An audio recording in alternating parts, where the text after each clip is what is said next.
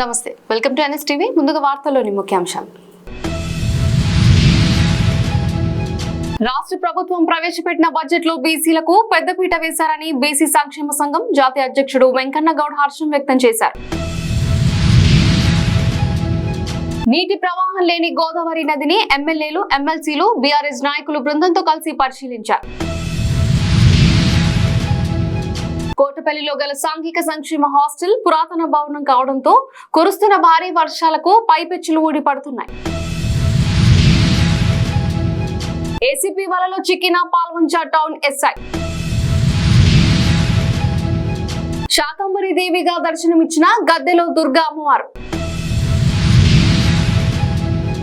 అధ్వానంగా మారిన ప్రాథమిక పాఠశాల పరిస్థితి. శాసనసభ సమావేశాలు జరుగుతుంటే పాల్గొనకుండా పారిపోయిన జగన్ ఢిల్లీలో ధర్నా డ్రామాతో అభాసుబాలయ్యారు. అడిషనల్ కలెక్టర్ గౌతమ్ రెడ్డి జిల్లా పరిషత్ ప్రాథమిక ఇందిరానగర్ పాఠశాల మెట్పల్లిను పరిశీలించారు. మెట్పల్లి మనుమయ్య సంఘం వారి ఆధ్వర్యంలో ఆషాఢ మాస బోనాల పండుగ. కేసీఆర్ గారిని బద్నాం చేయాలనే ఉద్దేశంతో రైతు జీవితాలతో చెలగాటమాడుతుందని రేవంత్ సర్కార్. రాష్ట్ర ప్రభుత్వం ప్రవేశపెట్టిన బడ్జెట్ లో బీసీలకు పెద్దపీట వేశారని బీసీ సంక్షేమ సంఘం జాతీయ అధ్యక్షుడు వెంకన్న గౌడ్ హర్షం వ్యక్తం చేశారు. బీసీలకు అభ్యున్నత కోసం 9,200 కోట్లు కేటాయించడం పట్ల కాంగ్రెస్ ప్రభుత్వం ధన్యవాదాలు తెలిపారు.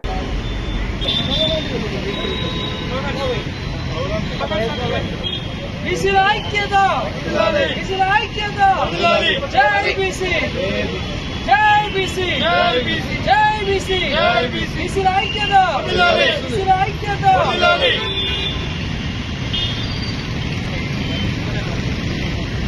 ప్రభుత్వం కాంగ్రెస్ ప్రభుత్వం, బీసీల ప్రభుత్వం కాంగ్రెస్ ప్రభుత్వం, బీసీల ముఖ్యమంత్రి రేవంత్ రెడ్డి గారి నాయకత్వం, బీసీల ముఖ్యమంత్రి రేవంత్ రెడ్డి గారి నాయకత్వం.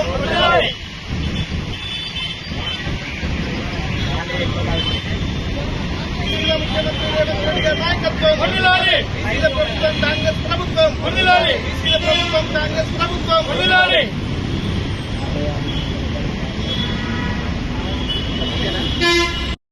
ఈ తెలంగాణ రాష్ట్రంలో కాంగ్రెస్ గవర్నమెంట్ ఏర్పడ్డాక ఎన్నికల మేనిఫెస్టోలో చెప్పిన విధంగా ఏకకాలంలో రైతులకి 2 లక్షల రుణమాఫీ చేయడం చాలా ఆనందదాయకం.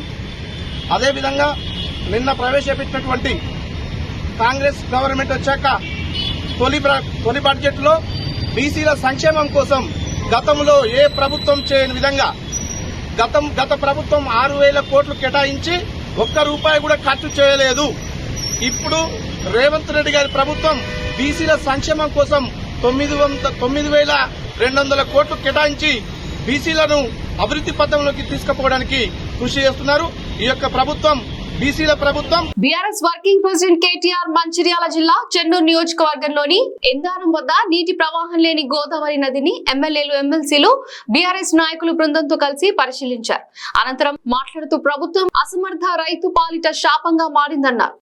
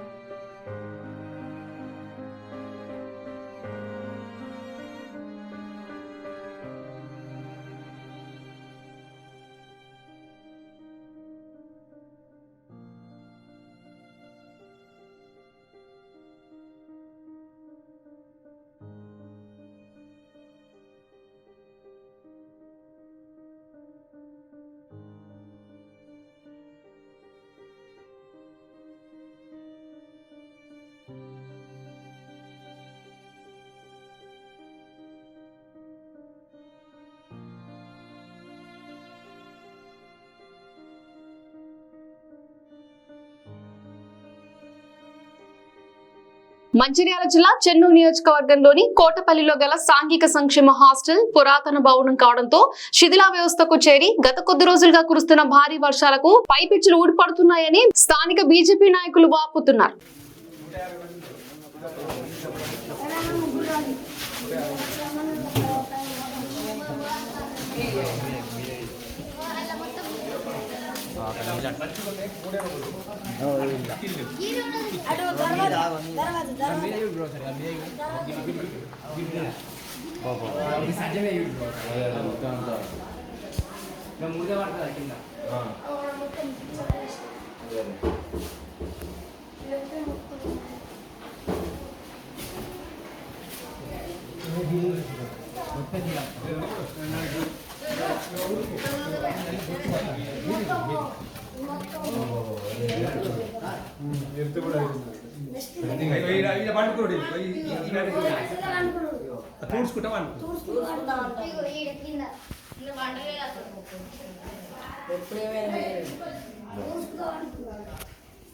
నీళ్ళలో ఉంటారా?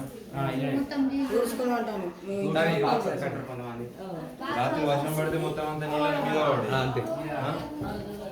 మరి ఏం చెప్తారు?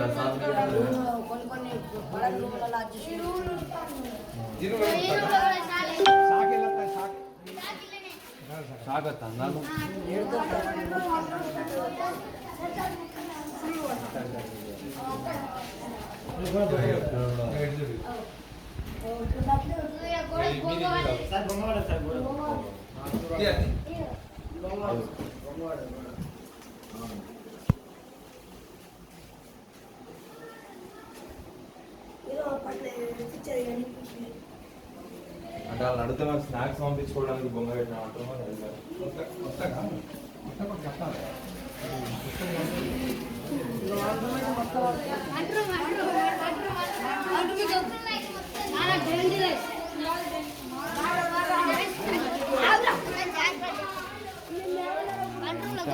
ఎవరు బాత్రూమ్ లెక్క అందరూ బయటగా ఒక రావడం ఇచ్చిన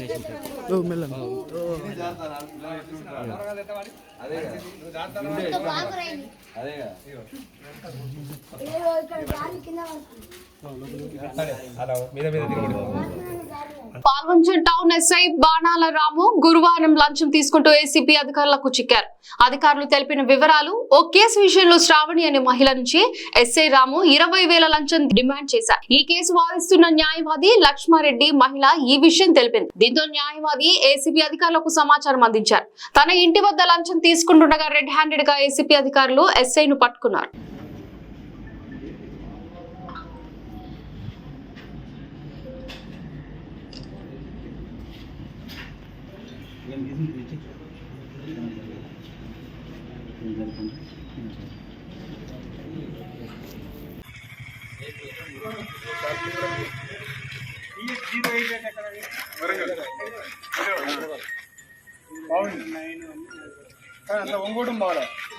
ఎస్పీ ఖమ్మం భద్రాద్రి కొత్తగూడెం తీసుకుంటున్నాడు.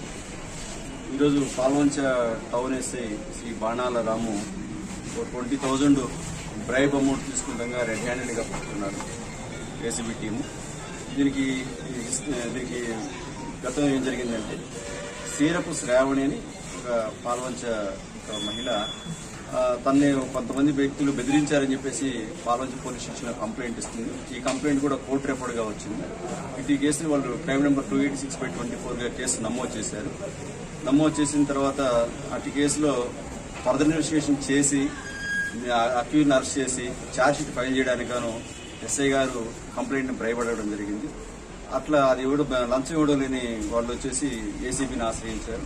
ఏసీబీ ఆశ్రయించిన తర్వాత ఏసీబీ రంగంలో దిగిన తర్వాత అన్ని మేము మా ఫార్మాలిటీస్ ప్రకారం వాళ్ళు మాట్లాడిన మాటలు అన్ని మేము ఇన్వెస్టిగేషన్ కంప్లీట్ చేయడం జరిగింది.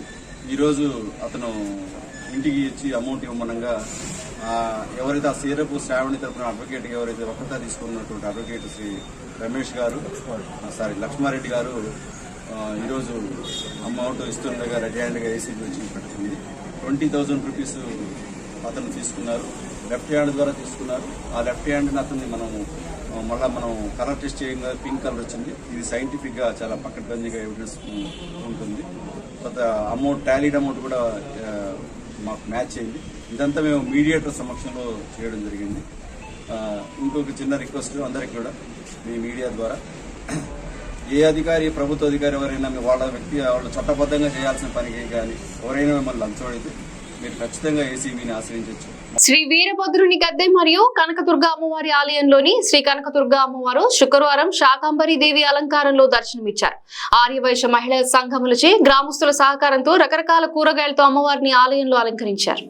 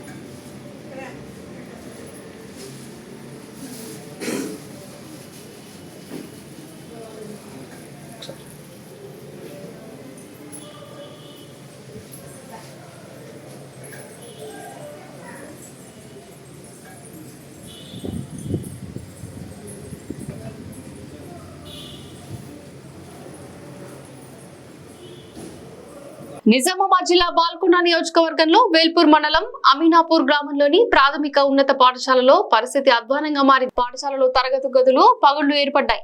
గత కొన్ని రోజులుగా కురుస్తున్న వర్షానికి ఇబ్బందులు ఎదుర్కొంటున్నామని, ఎవరూ పట్టించుకొని నాథుడే లేరు, కరువయ్యారని విద్యార్థులు ఆవేదన వ్యక్తం చేస్తున్నారు.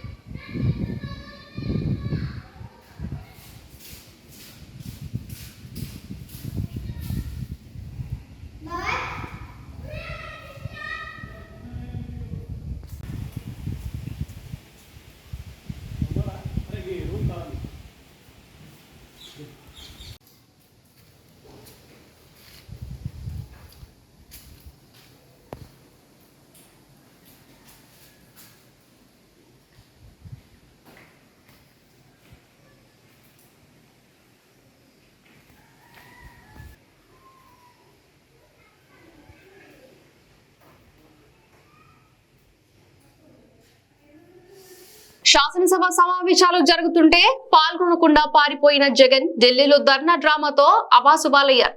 రెడ్ బుక్ అని జగన్ రెడ్డి కలవరిస్తున్నారు. నువ్వు చేసిన దుర్మార్గాలే ఆ బుక్ లో ఉన్నాయి. నేడు అసెంబ్లీలో శాంతి భద్రతపై ముఖ్యమంత్రి చంద్రబాబు నాయుడు గారు శ్వేతపత్రం విడుదల చేస్తుంటే తాడేపల్లి ప్యాలెస్ ఉన్న జగన్ రెడ్డి చర్చల్లో ఎందుకు పాల్గొనలేదు? పర్యటనకి వెళ్ళి బుల్లెట్ ప్రూఫ్ వాహనాన్ని వదిలేసి కాన్వాయ్లో అది వచ్చినప్పటికి కూడా వాహనం లేదని అసత్యాలు మాట్లాడి అక్కడికి వెళ్ళి ఎన్నికల ప్రచారంలో మాట్లాడినట్టుగా నీ పథకాల గురించి మాట్లాడావంటే నీ మానసిక పరిస్థితి ఎలా ఉందో, నువ్వు మాట్లాడే మాటలు ఎలా ఉన్నాయో తెలుస్తూ ఉంది. నాకు గుర్తు రావట్లేదు, నా ఫ్లో పోయింది, నన్ను డిస్టర్బ్ చేయొద్దు, ఇటువంటి మాటలన్నీ కూడా నీకు 2 నెలలు తిరగకుండానే మరి రెడ్ బుక్ అని కలవరిస్తా ఉన్నావు. ఆనాడు నువ్వు చేసిన దుర్మార్గాలే ఆ బుక్లో ఉన్నాయి తప్ప, రాశారు తప్ప ఎక్కడ కొత్తగా మాట్లాడింది ఏం లేదు. చాలా భయాందోళనలో జగన్ రెడ్డి ఉన్నాడు.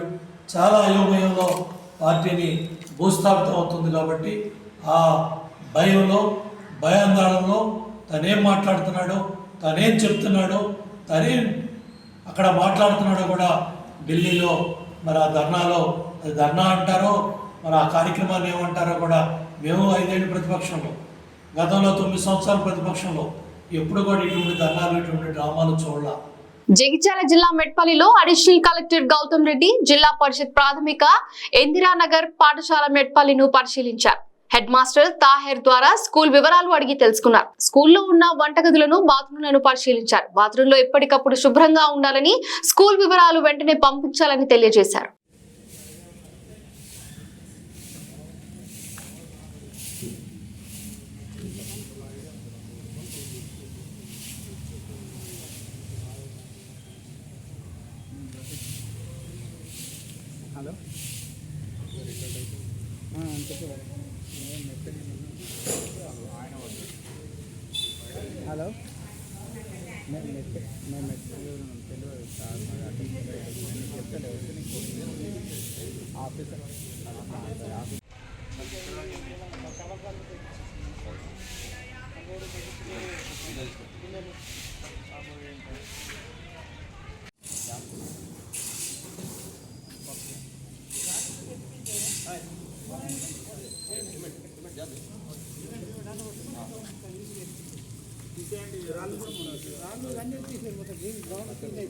జగిత్యాల జిల్లా మెట్పల్లి మనుమయ్య సంఘం వారి ఆధ్వర్యంలో ఆషాఢ మాసాల బోనాల పండుగ పురస్కరించుకొని మెట్పల్లి పట్టణ 5 చేతుల పోచమ్మ తల్లికి మనుమయాకుల సంఘం భవనం నుండి 5 పోచమ్మ తల్లి ఆలయం వరకు మహిళలు పెద్ద ఎత్తున బోనాలు తీశారు.